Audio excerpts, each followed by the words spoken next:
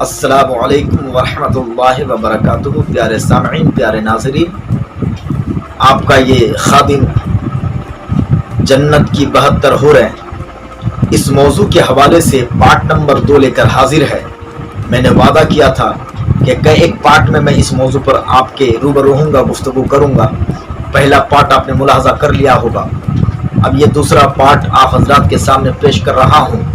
قرآن مقدس اس جذبے کی تسکین کے لیے، یعنی جسمانی و روحانی تسکین کے لیے، فزیکل اینڈ اسپرچل سیٹسفائنگ تسکین جو دیتا ہے، یہ دونوں کو دیتا ہے، مردوں کو بھی اور عورتوں کو، یہاں بھی وہاں بھی عطا فرمائے گا، جنت میں بھی۔ ہاں، یہ بات ہر باشعور و منطقی کے ذہن میں رہنی ضروری ہے کہ جنت کے انعامات وہ نعمتوں کا قیاس دنیاوی نعمتوں پر نہیں لگایا جا سکتا۔ تو پھر تسکین جذبات یعنی سیکس کا اندازہ بھی یہاں کا سیکس اور جنت کے سیکس کا موازنہ اور کمپیئر دونوں کا نہیں ہو سکتا ہے۔ اللہ کا کلام قرآن فرماتا ہے کہ جنتی انسان کو پاکیزہ، آپ لفظوں پر غور کریں گے، آپ ہر لفظ پر غور کریں گے۔ اللہ کا کلام کہتا ہے، قرآن میں ارشاد ہوتا ہے کہ جنتی انسان کو پاکیزہ اور ستھرا ساتھی میسر ہوگا۔ اس مفہوم کو بتانے کے لیے قرآن مقدس نے ازواج کا لفظ ارشاد فرمایا۔ اس لفظ کا اطلاق یعنی ازواج کا اطلاق مرد کے لیے بھی ہوتا ہے، یعنی مرد کے لیے بھی ہوتا ہے اور عورت کے لیے بھی ہوتا ہے، دونوں کے لیے ہوتا ہے۔ اس لیے سورہ بقرہ کے اندر رب عز و جل فرماتا ہے، لہم فیہا ازواج مطہرہ، جنت میں مردوں عورتوں دونوں کے لیے ستھرے ساتھی ہوں گے، پاکیزہ ساتھی دیے جائیں گے دونوں کو، ایک دوسرے کو۔ اس آیہ کریمہ کا مفہوم و مقصود یہ ہوا کہ مرد کے لیے پاکیزہ عورت اور عورت کے لیے پاکیزہ مرد پیش کیا جائے گا۔ مرد و عورت دونوں کے لیے پاکیزہ جوڑے ہوں گے۔ اور رب عز و جل فرماتا ہے دوسری جگہ، اُنَبِّئُكُم بِخَيْرٍ مِّن ذَلِكَ لِلَّذِينَ اتَّقَوْا عِندَ رَبِّهِمْ جَنَّاتٌ تَجْرِي مِن تَحْتِهَا الْأَنْهَارُ خَالِدِينَ فِيهَا وَأَزْوَاجٌ مُطَہَّرَةٌ وَرِضْوَانٌ مِّنَ اللَّهِ۔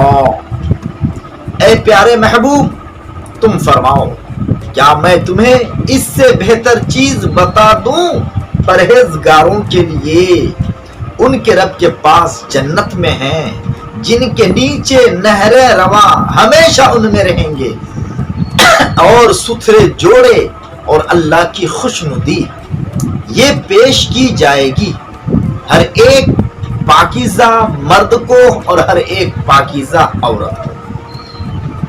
بے شمار انعامات میں سے ہر ایک مرد کو پاکیزہ بیوی اور ہر ایک عورت کو پاکیزہ شوہر عطا کیا جائے گا۔ پیارے سامعین، پیارے ناظرین، مذکورہ بالا گفتگو سے آپ کو اندازہ ہو گیا ہوگا، مذکورہ گفتگو سے آپ کو احساس ہو گیا ہوگا کہ جنت میں جو انعامات ملیں گے اس میں مرد و عورت دونوں کے دونوں برابر ہیں۔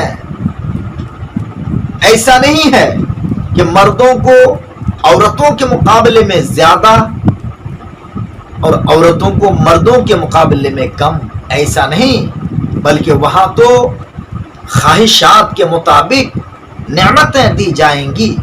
مزید اگر تشریح آپ کو تحریری شکل میں ملاحظہ کرنا ہو تو آپ سورہ نساء آیت نمبر 57 ملاحظہ کریں، اور آپ سورہ یاسین آیت نمبر 56 ملاحظہ کریں، سورہ زخرف آیت نمبر 70 کا مطالعہ کریں، حامیم السجدہ آیت نمبر 31 کو آپ ملاحظہ کریں، پھر سورہ زخرف کے آیت نمبر 71 کو آپ ملاحظہ کریں، سورہ واقعہ آیت نمبر 31 کو آپ ملاحظہ کریں، سورہ طور آیت نمبر 22 مطالعہ کریں، سورہ مرسلات آیت نمبر 42، سورہ قاف آیت نمبر 35، اس کے علاوہ اور بھی قرآن مقدس میں اس مفہوم کے لیے بے شمار آیات ہیں۔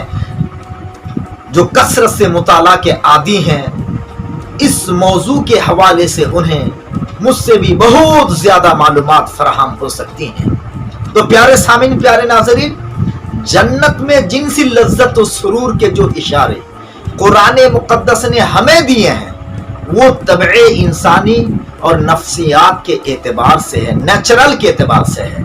مثال کے طور پر شرائط و ضوابط کی پابندی کی بنیاد پر ایک مرد کو 4 عورت تک سے ہر ایک کے حقوق پورے طور پر ادا کرنے کی صلاحیت ہو، ورنہ اگر ازدواجی حقوق کی ادائیگی ایک عورت میں بھی مشکل ہو تو قانوناً و شرعاً ایک سے نکاح کی بھی اجازت نہیں ہوگی۔ یہ احکام جو بھی میں نے بتائے آپ کو، یہ احکام مرد و عورت دونوں کی طبعی و نفسیاتی جذبات کی تشخیص دیتے ہیں۔ دنیا میں عزت دار گھرانے کی پاکیزہ اور نیک و متقی عورت بایک وقت ایک سے زیادہ مردوں کی خواہاں نہیں ہوتی۔ ہاں، اس کے دل کی صدا اور روح کی پکار یہی ہوتی ہے کہ اس کا نکاح یعنی عورت کا نکاح جس نیک سیرت مرد باہمت سے ہو، وہ صرف اسے ہی اپنی زندگی کا ساتھی بنائے رکھے، دوسرے کا خیال تک نہ لائے۔ یہی وجہ ہے کہ عورت کی اخروی یعنی حیات جنت میں اس کے جنسی جذبات کے ہر پہلو پر مردوں کے جنسی تلذذ کی طرح روشنی نہیں ڈالی گئی، اس لیے کہ اس عنوان میں، اس ٹاپک میں عورتوں کے لیے حد درجہ باعث کشش نہیں تھا۔ بطور اشتراک مرد و زن کی طبعی خواہشات کی تکمیل ہوگی، جو مطالبہ ہوگا دونوں کا پورا کیا جائے گا، فراوانی کے ساتھ ڈیمانڈز پورے کیے جائیں گے۔ انہیں یہ کہہ کر جاویدانی مزدہ سنایا گیا۔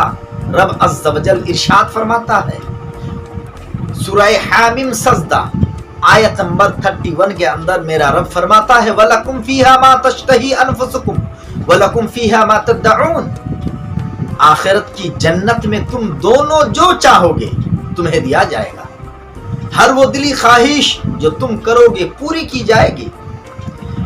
جنت میں تم دونوں جو چاہو گے عطا کیا جائے گا۔ اور فرماتا ہے وَفِيهَا مَا تَشْتَهِي الْأَنفُسُ وَتَلَذُّ الْأَعْيُنُ، سورہ زخرف آیت نمبر 71۔ وہاں جنت میں من مانی ہر لذت، نگاہوں کی ہر مستی پیش کی جائے گی۔ لہذا اس وعدہ الہی کے مطابق اگر عورتیں بھی تعدد ازواج یعنی کئی ایک شوہر مردوں کی طرح عورتیں بھی چند شوہروں کی تمنا کریں گی، خواہشات کریں گی، تو انہیں بھی عطا کیے جائیں گے۔ حالانکہ پاکیزہ طبیعت کی خواتین کا ایسا مطالبہ شاید نہ ہوگا۔ جو نیک خاتون ہو، پاکیزہ ہو، روح کے اعتبار سے پاکیزہ اور آنکھوں کے اعتبار سے پاکیزہ، فکر کے لحاظ سے پاکیزہ، چونکہ ان کی تخلیق ہی ایسی ہوئی ہے، تو کوئی بھی پاکیزہ خاتون تعدد ازواج کو پسند نہیں کرے گی، بلکہ قرآن مقدس تو مرد و زن کی خواہشات سے بھی بہت زیادہ انعامات و مطالبات دینے کا وعدہ کرتا ہے اور فرماتا ہے لَهُم مَا يَشَاءُونَ فِيهَا وَلَدَيْنَا مَزِيدٌ۔ مرد و عورت جنت میں جو خواہش کریں گے انہیں دیا جائے گا، اور رب عز و جل کی طرف سے ان کی خواہشات سے بھی زیادہ طلب کی ہر آن چھوٹ رہے گی۔ حتیٰ کہ احادیث شریفہ کا مضمون یہ ہے، احادیث شریفہ سے پتہ چلتا ہے کہ اگر کوئی جنتی کاشتکاری کی خواہش کرے گا تو اسے اجازت دی جائے گی، وہ اناج اگائے گا۔ یوں جنت میں جب کھیتی باڑی کا مطالبہ بھی پورا کیا جائے گا، بلکہ کوئی اہل کی پیدائش و ولادت کا اگر وہ آرزومند ہوگا تو یہ اچھا بھی پوری کی جائے گی۔ تو پھر اہل جنت کے لیے وہ کون سی تمنا ہوگی جو پوری نہیں کی جائے گی؟ رب کے فضل و کرم سے ہر چھوٹی سے چھوٹی بات، بڑی سے بڑی نعمت جسے جنتی چاہے گا رب تبارک و تعالی عطا فرمائے گا۔ عزیزان ملت اسلامیہ، آج کے لیے بس